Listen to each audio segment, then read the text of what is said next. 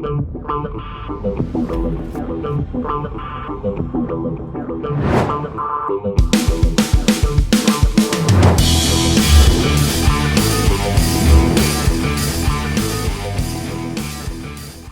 what's happening, my fearless networking friend? Todd Falcone here. Welcome back to another episode. Today we're going to talk about getting better on social media. So if we look at, and here's what I want to do. Like, you look around, and I'm sure you look at somebody's Instagram feed, somebody's Facebook thread, their wall, and their likes and comments and shares, and they do a post and everybody watches. They do a live and everybody's on their live. And you do a live and you got 2 people, or you do a post and nobody likes it, nobody comments on it. So you have little or no engagement.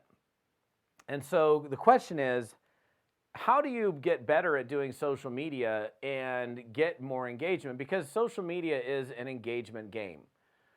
It's all about how many people are engaged with you, how many of them are liking, commenting, sharing your stuff. They're involved with you. And so one of the easiest ways to get better on social media, and you don't have to take a class on it, you don't have to go spend a bunch of money to figure it out, you can do it through observation. You can very easily look at other people on social media and go, what are they doing? And this is something I do all the time. I get plenty of engagement, plenty of likes, comments, and shares on most of the stuff I put out there. Sometimes I do a post and I get crickets. And I've got, I don't know how many, 8,000 followers, plus my friends, plus my business page. And I'll do a post and it's like, wait a minute, it's been up for an hour, it's had 2 likes. You know what I do with those posts? I typically delete them. By the way, you can delete posts that don't get engagement, just so you know. And sometimes I've done posts where I ask a question, then it turns into this argument within the thread, and I get sick of looking at it, so I delete the post, just because it's just too much negative, toxic energy that ended up erupting on some post that I did. But for you to get better at social media, the easy way for you to get better at social media is through observation and, I don't know if this is an accurate word, copying their stuff. Now, you don't want to take somebody's post word for word and just copy it onto your wall, although this happens all the time. I did a post a couple weeks ago. I wrote it, hand wrote it. It wasn't like, I wrote the words. It was my exact words. And within a matter of like 3 days, I saw the exact same post probably a dozen times on different people's pages. I didn't call those people up and go, why are you taking my post? I mean, it was a very engaging post. That's exactly why they copied it, right?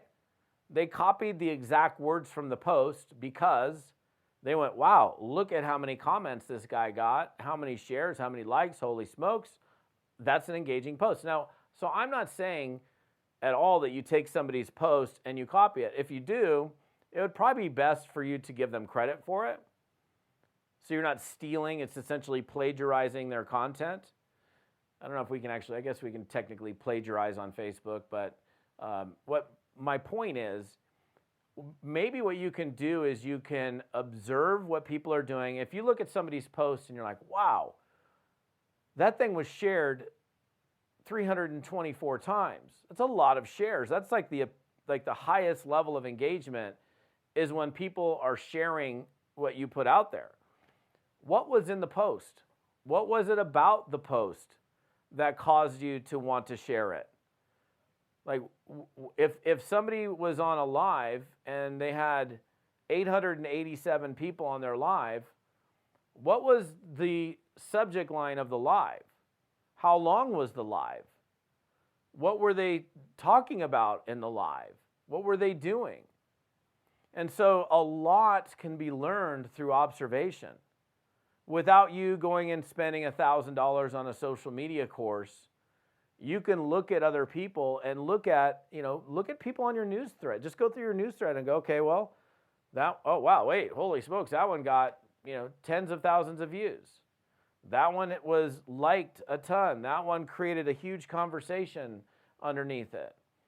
And so then you can maybe in your journal start to formulate some ideas and, okay, subject line's obviously important. Question posts. Like I did a post pretty recently where I've dealt with some carpal tunnel in my left hand, and within an hour, and I was literally asking a question. Hey, I don't know what I said. I said something like carpal tunnel, no bueno. Who's got ideas other than surgery for, getting rid of this stuff? And with like in an hour, I had people messaging me privately. I had tons of comments. But in that case, I was asking a question. Now, those types of posts tend to do pretty well. So if you also look at the kinds of posts that do well, like for example, one type of post that never does well on Facebook, I still do them, but I do it knowing full well, it's probably not going to be seen very much. It's like when I'll put like this blog post right here, right? Or you might be on my podcast, listening to me on audio, watching me on YouTube, but we take this video and we put it onto, a blog post, and then there's, copy written around the blog post, and it's on my website, which is I think this one is toddfalcone.com/episode 127. That's this particular episode.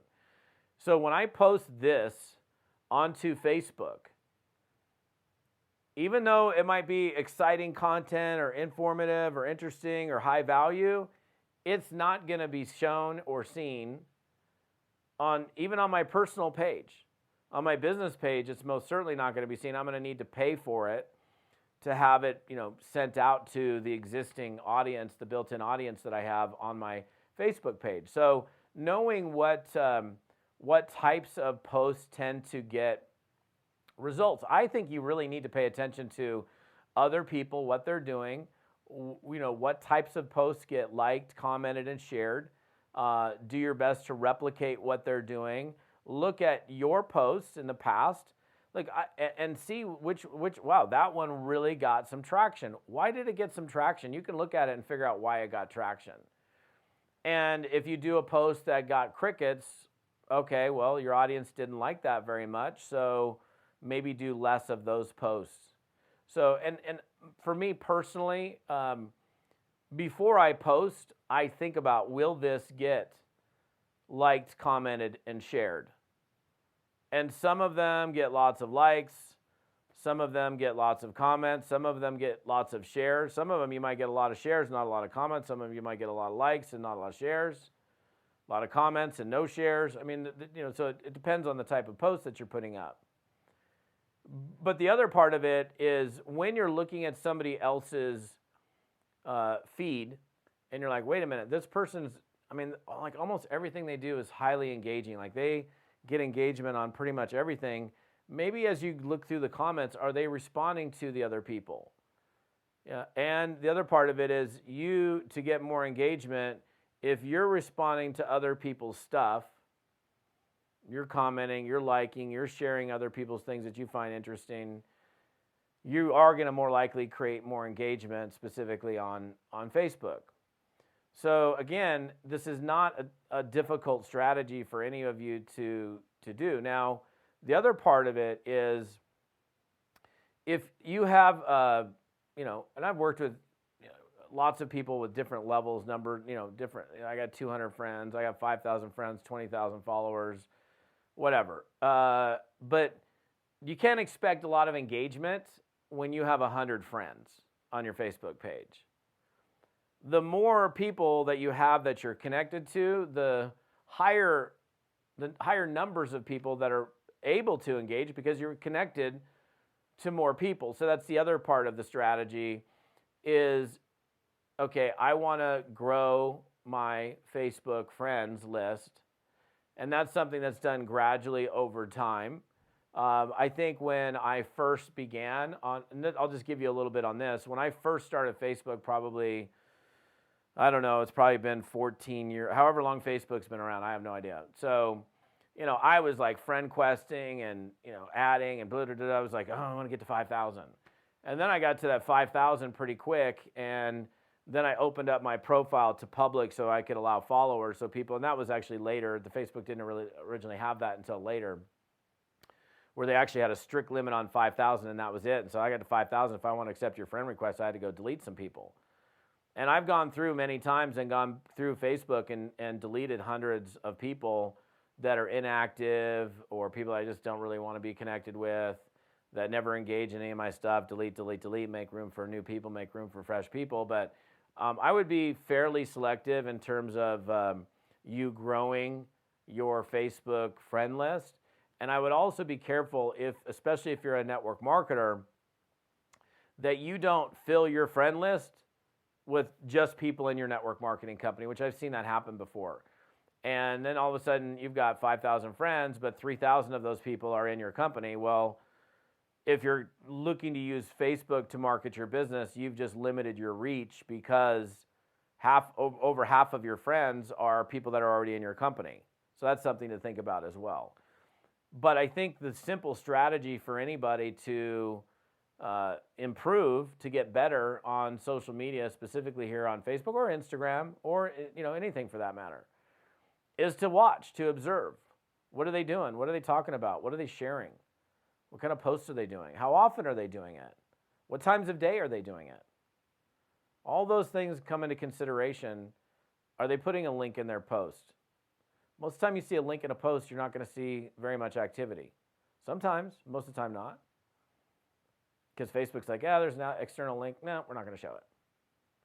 So just think about that. Like, I don't know where you're at social media wise with your game, but if you want to up your game, the easiest, quickest way to up your game is like through observation and looking at other people that are, getting tons of engagement, that I got lots of followers, that they just seem to be more interesting. And that's the other thing is Facebook. And then the other thing is if you're all business, if you're just like, my business, my product, my business, my product, my product, my business, my business, my product, people tend to tune out. So I think even if you are doing business on Facebook or anything else, that you gotta people come onto Facebook specifically, or really probably any social media except for maybe LinkedIn. They do LinkedIn for business, but they come on there for entertainment, connection. They don't come there to get pitched. So if all you're doing is constantly doing a pitch, you got people that'll unfriend you, people that'll tune out. But just become that observer, and you can learn a ton through observing by paying attention to what other people are doing, and it's going to make you better. And you don't have to go pay a couple grand for some social media course to get more engagement. There you go. So free video, done deal. Again, if you're on my YouTube channel, what's up, YouTubers?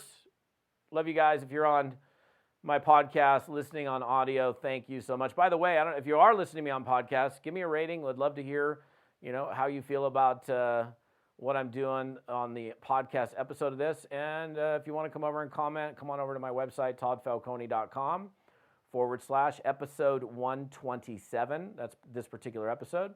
And we will see you next time. Have an amazing day.